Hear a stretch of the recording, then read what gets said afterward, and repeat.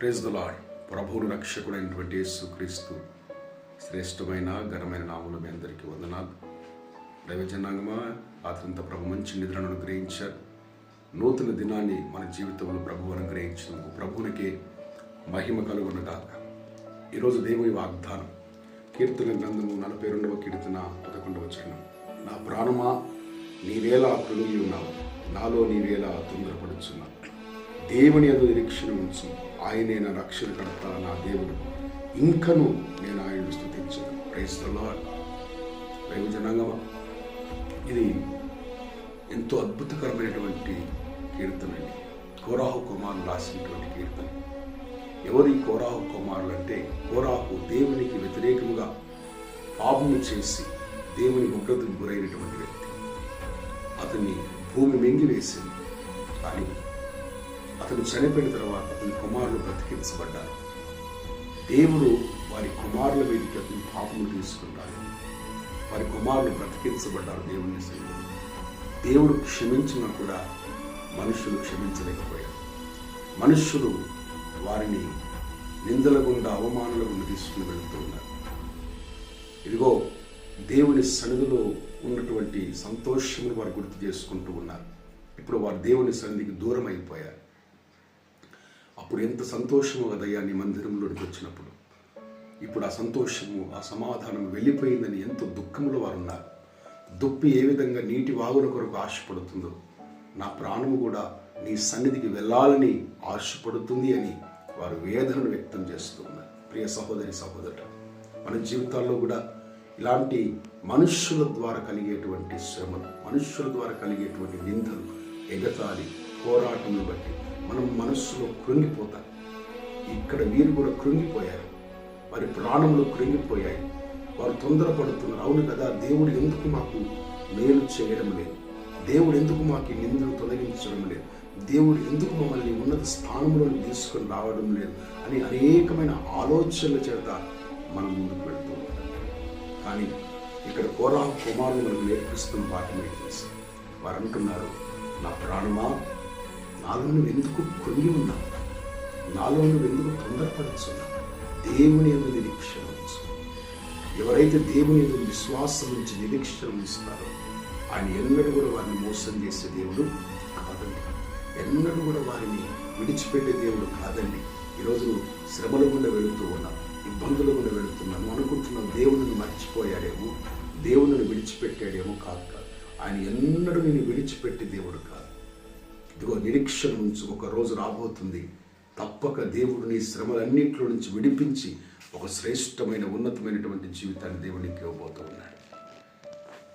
దేవజనాంగమ, కోరాహు కుమారులు కూడా అలాంటి బాధలో, వేదనలో వారు ఉన్నారు. అయినా అంటున్నారు, ఇంకను నేను ఆయనను స్తుతిస్తాను.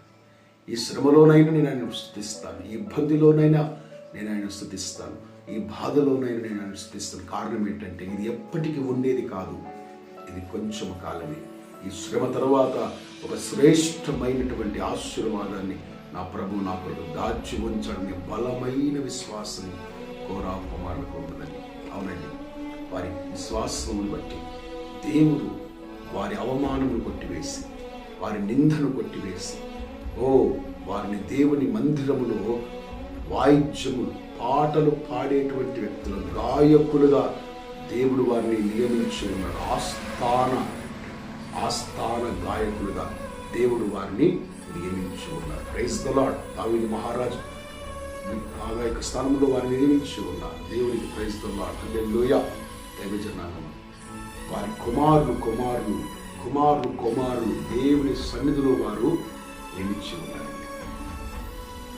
మనం చూస్తూ ఉంటాం, దావీదు యొక్క కాలంలో కూడా దేవుని సన్నిధిలో ఆస్థాన కవులుగా వారిని నియమించి ఉన్నారండి. Praise the lord. కోరాహు కుమారులు దేవుని మందిరంలోనికి వారు వచ్చారు. దేవుని మందిరంలో వారు ప్రభు సన్నిధిలో ఆరాధించి ఉన్నారు. వారి పిల్ల తరములు కూడా వారు ఇదిగో దేవుని సన్నిధిలో ఆరాధకులుగా నియమించబడి ఉన్నారు. ఎవరైతే కృంగిపోయిన స్థితిలో ఉన్నారు, తొందరపడిన స్థితిలో ఉన్నారు, అలాంటి వారిని దేవుడు తరములకు ఆరాధకులుగా నియమించి ఉన్నారు. ఈరోజు నీవు కూడా ఏ శ్రమల గుండా, ఏ ఇబ్బందుల గుండా వెళుతూ ఉన్నావు, ప్రభు అంటూ ఉన్నారు, నీ శ్రమ కూడా తీరిపోయే కాలం వచ్చింది. నీ ఇబ్బంది కొలిమి కూడా చల్లారిపోయే కాలం వచ్చింది. ఆ ప్రభు మరలా ఆ శ్రమ నుండి విడుదల చేసి నిన్ను ఒక ఉన్నతమైన శ్రేష్టమైనటువంటి ఆశీర్వాదం చేత నింపబోతూ ఉన్నాడు. దైవికమైన సమాధానం చేత నింపబోతూ ఉన్నాడు. ఈ ఉదయకాలం విశ్వసించి ప్రార్థించండి. మీ దేవుని యందు నిరీక్షణ ఉంచు, మీ దేవుని యందు విశ్వాసం ఉంచు. మీ శ్రమను ఇబ్బందిని ఆయన మార్చి సంతోషము సమాధానం నీకు ఇచ్చునుగాక. ఆమె ప్రార్థన చేసుకున్నాను. ప్రేమ నమ్మకము కలిగిన తండ్రి, నీకు వందనాలు. నిన్న నేను నిరంతరం ఏకరీతిగా ఉన్న దేవుడు, ఆడని మార్పు లేని దేవుడు నాయన, నీకు స్తోత్రం. అయ్యా ఇదిగో తండ్రి, ఉదయకాలం మరొక దినాన్ని మాకు ఇచ్చారు. మీకు వందనాలు. మీరు మాట్లాడిన ప్రతి మాటను బట్టి మీకు వందనాలు. మాలో విశ్వాసం పెంచండి.